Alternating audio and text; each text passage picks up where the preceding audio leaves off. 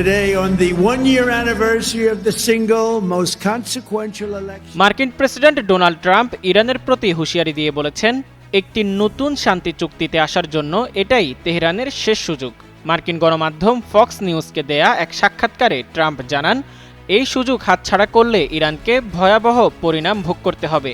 সাক্ষাৎকারে মার্কিন প্রেসিডেন্ট সরাসরি যুদ্ধের হুমকি দিয়ে বলেন, ইরান যদি নতুন চুক্তিতে রাজি না হয় তবে সামরিক শক্তি প্রয়োগ করে পুরো দেশটি ধ্বংস করে দেয়া হবে।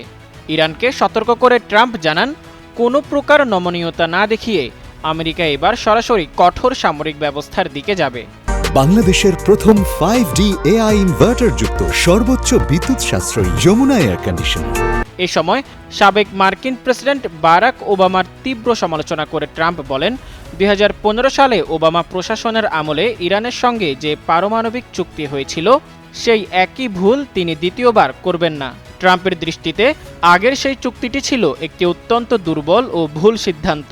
তাই এবার তিনি ইরানের উপর আরও কঠোর শর্তারোপ করে এমন এক চুক্তিতে পৌঁছাতে চান যেখানে কোনো ধরনের আপোষের সুযোগ থাকবে না।